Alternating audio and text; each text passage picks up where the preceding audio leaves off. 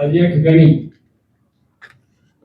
जो अन्यायकारक पुणे महानगरपालिकेने निर्णय दिली संपूर्ण जिल्ह्यामध्ये जिल्ह्यातील ग्रामीण भागामध्ये मावळ तालुक्यामध्ये असेल इतर सर्व तालुक्यात असतील तो अन्यायकारक डीपी टाकलेला आहे त्याला सर्व शेतकरी बांधव असतील आमचे ग्रामस्थ असतील यांनी यापूर्वी देखील कडाडून विरोध केलेला आहे सर्वांनी त्या ठिकाणी हरकती देखील नोंदवली आहे पण अद्यापपर्यंत या प्रशासनाला जाग आलेली नाही त्याच्या अनुषंगाने हा जो अन्यायकारक डीपी आहे पुणे महानगर नियोजन प्रक्रियेवर भ्रष्टाचार आपण एक प्रकारे निर्माण झालेला आहे त्याच्या संदर्भात उच्च न्यायालयामध्ये देखील याचिका दाखल केलेली आहे न्यायालयाने निदर्शनास आणून दिली त्यानंतरच्या काळामध्ये मुख्यमंत्री देवेंद्रजी फडणवीस साहेबांनी तो डीपी रद्द करून स्ट्रक्चरल प्लॅन करण्याचं निर्देश दिले परंतु ते देत असताना पुणे महानगर नियोजन समितीच्या माध्यमातूनच विकास आराखडे व्हावे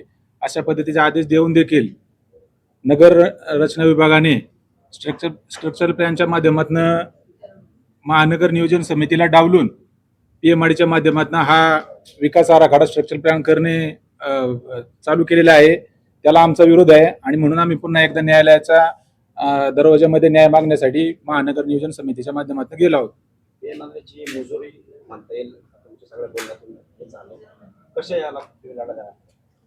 आम्ही न्यायालयामध्ये लढणार आमच्या बरोबर इतर संस्थेच्या संघटनेचे देखील लोक आहेत आम्ही न्यायालयातून लढू आमच्या बरोबर जे आहेत ते रस्त्यावर उतरून आंदोलनाच्या माध्यमातून लढू परंतु इथून पुढील काळात या पुणे महानगर क्षेत्रामध्ये जो काही विकास आराखडे विकास होईल नियोजन होईल ते महानगर नियोजन समितीच्या माध्यमातूनच करण्यात यावे अशी मी आपल्याला या ठिकाणी खात्री देतो प्रशासकीय काळामध्ये अनेक वेळा आपण केली जर समजा निवडणूक झाली काय फरक पडणार आहे का काय सांगा नाही जे प्रशासनाच्या माध्यमातून मनमानी कारभार चाललाय त्याला कुठेतरी लोकप्रतिनिधीच्या माध्यमातून त्याला वचक बसला जाईल त्याच्या मीटिंग्स होतील मीटिंग्समध्ये त्या गोष्टी पुढे येतील आणि खऱ्या अर्थानं प्रशासनावर अंकुश निर्माण होईल आणि कुठेतरी त्याचा कार्यभार योग्य पद्धतीने होईल अशी मला या ठिकाणी आपल्या माध्यमातून खात्री आहे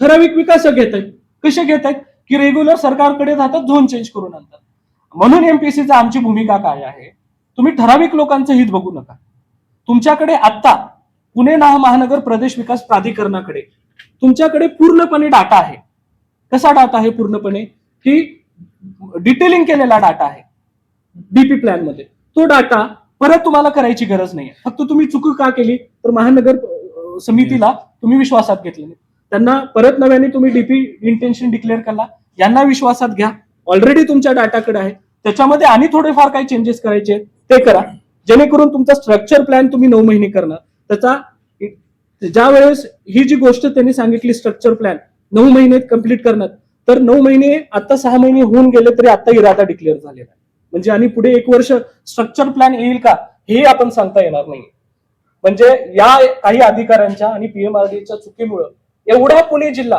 पूर्ण वेटीस धरलेला आहे आपण जे समस्या बघतोय ग्रामीण लेवलवरती ज्या डीपी मध्ये दिसत आहेत ज्या रस्त्याच्या दिसत आहेत अंमलबजावणी नाहीये ह्या समस्याचं एकमेव कारण आहे की पीएमआरडीचं काम जे मोठ्या प्रमाणात तुम्हाला विशेष प्राधिकरण म्हणून दिलेलं आहे ते न करता तुम्ही काय करताय की पुणे महानगर प्रदेश विकास प्राधिकरण फक्त आणि फक्त बांधकाम परवानगीमध्ये खुश आहे आहेत जे तुम्ही 154 चे जो पीएमआरडीचा जो प्रारूप आराखडा जो रद्द झालेला आहे तो रद्द झाल्यानंतर तुमच्याकडे ऑलरेडी रिजनल प्लॅन असताना तुम्ही हा नवीन स्ट्रक्चर प्लॅन तयार करणं हे पूर्णपणे चुकीचं आहे त्या स्ट्रक्चर प्लॅन मध्ये महानगरचं नुकसान आहे शेतकऱ्यांचं नुकसान आहे ठराविक लोकांचंच तुमचं हित आहे आणि याच्यामध्ये आणखीन गुंतागुंत वाढणार आहे याच्यामध्ये दुसरे डायरेक्शन असे की 154 खाली तुम्ही जर मावळमध्ये गेलात वेल्हेमध्ये गेलात काही भागामध्ये ज्या जमिनी अफॉरेस्टेशन मध्ये होत्या जिथं शेतघरची रेझॉर्टची परमिशन मिळत होती त्या जमिनींमध्ये आता तुम्ही हिल टॉप हिल स्लोप टाकला तो रद्द झाला तो डीपी रद्द झाल्यानंतर त्या शेतकऱ्यांना आज संधी होती की तिथं काहीतरी एक रेझॉर्ट करून उदरनिर्वाह करण्याची आज तुम्ही तिथे हिल टॉप हिल स्लोप परत जिवंत केला जर एकदा रद्द झालेला डीपी तुम्ही असे 154 चे डायरेक्शन आणून जिवंत करू शकता का मग हे कुणाचं आहे हे कोण मुख्यमंत्र्यांना चुकीच्या पद्धतीने मार्गदर्शन करतंय आता ह्या ज्या कायदेशीर बाबी आहेत त्या प्लीड करण्याच्या गोष्टी ज्या होत्या त्या कायदेशीर बाबी उच्च न्यायालयाच्या पिटिशन मध्ये आम्ही केलेल्या आहेत.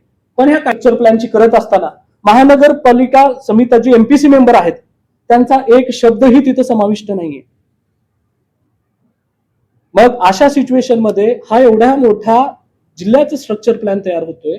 हे होत असताना कायद्याने यांना संविधानाने अधिकार दिलेला आहे. तो संविधानाने दिलेला अधिकार पीएमआरडीए आणि ठराविक नगरविकास खात्यातले अधिकारी कसा काय काढून घेऊ शकतात? आणि यांना जर आता स्थानिक प्रश्न जर यांना पीएमआरडीला सुचवायचे आहेत सदस्य म्हणून, तर हे सुचवण्यासाठी त्यांनी अधिकारच ठेवलेला नाहीये. आणि त्याच्या पूरक जाऊन आम्ही वेळोवेळी हे पत्र देऊन कळवले पीएमआरडीला की हे चुकीचं आहे. त्या पत्रावरही कुठल्याही पद्धतीची दखल घेण्यात आलेली नाही. अगोदरच्या ह्याच्यामध्ये आम्हाला बोलण्याची संधी दिली. ज्यावेळेस आम्हाला बोलण्याची नवीन मुख्यमंत्री आले त्यांनी मुख्यमंत्र्यांनी बाजू समजून घेतली, त्यांनी तात्काळ कारवाई केली. आता ह्या काही अधिकाऱ्यांनी मुख्यमंत्र्यांना पद्धतशीरपणे असं समजावून सांगितलं की आपण स्ट्रक्चर प्लॅन तयार करू. म्हणजे काय की एमपीसी मेंबर म्हणून ह्या अधिकाऱ्यांवरती वचक असला असता की तुम्ही कशा पद्धतीने डीपी प्लॅन तयार करताय. आता डेव्हलपमेंट प्लॅनला ह्यांना बाहेर कसं काढायचं, तर त्यांनी मुख्यमंत्र्यांची दिशाभूल केली की आपण स्ट्रक्चर प्लॅन आणू फक्त.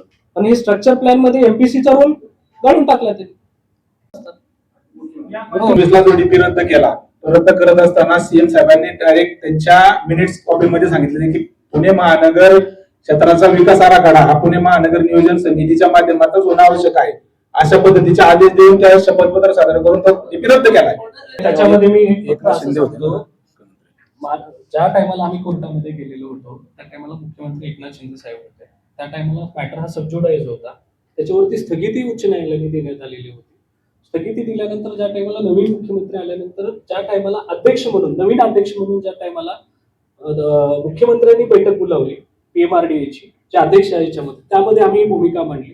त्या टायमाला हे जाणीव करून दिली. त्यांनी त्या मीटिंगमध्ये त्याच्यावर आदेश दिला की पीएमआरडीएनी हे शपथपत्र दाखल करावं उच्च न्यायालयामध्ये आणि तो रद्द करत असल्याचं शपथपत्र दाखल करावं. ते सुद्धा आम्ही तुम्हाला कॉपी प्रोव्हाइड करतो, ते आदेश दिल्याचे आणि शपथपत्र दाखल केल्याचे. आता हे झाल्यानंतर मुख्यमंत्र्यांना स्ट्रक्चर प्लॅन करणं आवश्यक आहे हे आम्ही नाही सांगितलं. त्यांना तिथल्या महाराष्ट्र सरकारमधले असतील वरच्या लेवलच्या असतील अधिकाऱ्यांनी त्यांना सांगितलं की बाबा आपल्याला स्ट्रक्चर प्लॅन करायचं. मग आम्हाला स्ट्रक्चर प्लॅन करताना तुम्ही ह्या गोष्टी कन्सिडर करा की स्थानिकांना आम्हाला जे अधिकार दिले ते अधिकार कारण संख्येने मेळावे झालेले आहेत. याची पेपरची खूप मोठं कव्हरेज इलेक्ट्रॉनिक मीडियामध्ये गेल्या 3 महिन्यापूर्वी झालेलं आहे. आमच्या सगळ्या लोकांचा एकमुखी पाठिंबा आहे. तुम्हाला करायचं आहे तर डेव्हलपमेंट प्लॅन करा, तो पण लोकप्रतिनिधींना विश्वासात घेऊन झाला पाहिजे. आज पीएमआरडीचा आपण जर विचार केला तर आमच्या माहितीप्रमाणे देशामध्ये असं कुठलं प्राधिकरण नसेल की डेव्हलपमेंट प्लॅन फक्त प्रशासकीय अधिकाऱ्यांनी करायचा. आज भारतामध्ये जी लोकशाही आहे, कुठलीही स्थानिक स्वराज्य संस्था जशी सगळ्यात खालची स्थानिक स्वराज्य संस्था ग्रामपंचायत आहे. आज ग्रामपंचायतीमध्ये तुमचा ग्रामसेवक हा प्रशासकीय प्रमुख असतो आणि त्याला असिस्ट करायला त्याला सहकार्य करायला लोकप्रतिनिधी म्हणून आमचे सरपंच आणि सदस्य असतात. मग पीएमआरडी मध्ये ही व्यवस्था असताना त्यांना तुम्ही विचारात का घेत नाही, हा सगळ्यात मोठा प्रश्न आहे. मग न्यायालयाने जेव्हा तुमचा पीएमआरडीचा डेव्हलपमेंट रद्द केला, तो रद्द करताना केवळ एवढ्या मुद्द्यावरच रद्द केलाय की सदर पीएमआरडीचे जे संचालक सदस्य होते यांनी सदर ड्राफ्ट मध्ये काय इनपुट दिले या एका प्रश्नावरतीच पीएमआरडीचा डीपी रद्द झालेला आहे. बाकी त्याच्यामध्ये काय चुका होत्या नव्हत्या हा नंतरचा विषय. लोकप्रतिनिधीला सहभागी तुम्ही का करून घेतलं जे की घटनेच्या विरोधात आहे. आता सेक्शन 243 जर तुम्ही पाहिलं म्हणजे भारतीय राज्यघटनेचं, त्याच्यामध्ये तुमच्या नियोजन समितीच्या सदस्यांचं स्थान आहे प्रत्येक प्राधिकरणामध्ये प्रत्येक जिल्ह्यामध्ये. कारण पूर्वी डेव्हलपमेंट ऑथॉरिटीज नव्हत्या, मग त्या जिल्ह्याची डेव्हलपमेंट कोण करणार तर त्या जिल्ह्याची नियोजन समिती. त्या नियोजन समितीला विचारात घेऊनच तिथल्या विकास योजना व्हायच्या. जसं आपण कॉर्पोरेशनचा विचार करतो म्हणजे पुणे महानगरपालिका आहे, पिंपरी चिंचवड आहे, तळेगाव नगर परिषद आहे, वडगाव नगर पंचायत. इथं का बरं फक्त प्रशासकीय अधिकारी डीपी नाही करत. आज पीसीएमसीचा डीपी चालू आहे, तुम्हाला सगळ्यांना माहिती आहे की जो ड्राफ्ट आहे नव्याने डीपी करतात. हा डीपी सुद्धा आज फक्त प्रशासकीय अधिकाऱ्यांनी केलाय. प्रशासक होता म्हणूनच वादाच्या भोवऱ्यात आहे आज पण, तुम्हालाही माहिती आहे. आता जेव्हा नव्याने नगरसेवक आले तो डीपी तेव्हा नव्याने होतो. त्यामुळं आमचा मुद्दा हा आहे, भले तुम्हाला डीपी पुढच्या 2 वर्षात करायचंय, 3 वर्षात करायचंय, 5 वर्षात करायचंय, तुम्ही त्याचं इंटेन्शन जाहीर केलं पाहिजे, त्याचा इरादा जाहीर केला पाहिजे. तो करत असताना सगळे आमदार खासदार आमचे प्रतिनिधी यांना विचारात घेऊन डीपी केला पाहिजे. पत्रावर केलाय, आढावा बैठका झाल्यात, मी तुम्हाला सगळे फोटो सगळी पत्र तुम्हाला सगळे आम्ही देतो. त्याच्या मागचं जे अधिवेशन आपलं झालं, या अधिवेशनामध्ये आता जे विद्यमान आमदार आहेत मावळचे सुनील शेळके यांच्या माध्यमातून आम्ही माननीय एकनाथ शिंदे मुख्यमंत्री महोदय आणि राज्यमंत्री माधुरी मिश्रांना ह्या विषयांबद्दल आपण बैठक लावावी. जी पूर्वी पत्र आले ते, तर त्या बैठकीसाठी आम्ही पत्र दिली होती. त्या अधिवेशनादरम्यान सदर मंत्री महोदयांना वेळ न मिळाल्यामुळं ती बैठक लागली नाही. कदाचित या महिन्यामध्ये त्या बैठक लागण्याची शक्यता आहे. पण आमची तुमच्याकडनं अपेक्षा आहे, जे प्रश्न तुम्ही आम्हाला विचारताय, आम्ही पण शेतकऱ्यांची मुलं आहे, आम्हाला थोडं जास्त कळतंय म्हणून आपल्या समोर आम्ही हे मुद्दे मांडतोय. हा आवाज ऍक्च्युली हजारो शेतकऱ्यांचा आहे. आणि आज आमच्या घरांच्या सकट लोकांनी टीपीएस टाकले पेमेंट. म्हणजे कुठलाही टीपी करताना ईएलयू करायला लागतो. तुम्हाला कदाचित माहिती आहे, एक्झिस्टिंग लँड यूज म्हणजे टीपी डिक्लेअर करताना, इरादा जाहीर करताना त्या जागेचा वापर काय, म्हणजे तिथं घरं आहेत का, मंदिर आहेत का, गावठाण आहे का, गोठे आहेत का, पोल्ट्री आहेत का, पॉली हाऊस आहे का, याचा सगळा डाटा तुमच्याकडे असल्यानंतरच डीपीचा ड्राफ्ट करावा लागतो. तर असा कुठलाही ईएलयूचा सर्वे न करता आमच्या गावांमध्ये टीपीएस प्रपोज केले. म्हणजे आमच्या जिथं हजारो लोकांच्या वस्ती आहेत घरांच्या, त्या घरांच्या जागेवर पण टीपीएस टाकले. तुम्ही मला सांगा, जर एखाद्या घरामध्ये टीपीएस मध्ये येत असेल तर तुम्ही त्या माणसाची 50% जमीन कुठं काढून घेणार आहे आणि त्याचं घर बाजूला करून त्याला 50% कोणता डेव्हलप प्लॉट देणार आहे, याची कुठली उत्तरं त्यांच्याकडे नाहीत. आमचं काय म्हणणं आहे, तुम्ही जेवढ्या मोठ्या प्रचंड संख्येने आज तुम्ही पत्रकार परिषदेला आले, ही सगळी जे आमची प्रश्न आहेत हे तुम्ही त्या प्रशासकीय अधिकारी आणि मंत्री महोदयांना सुद्धा विचारावेत.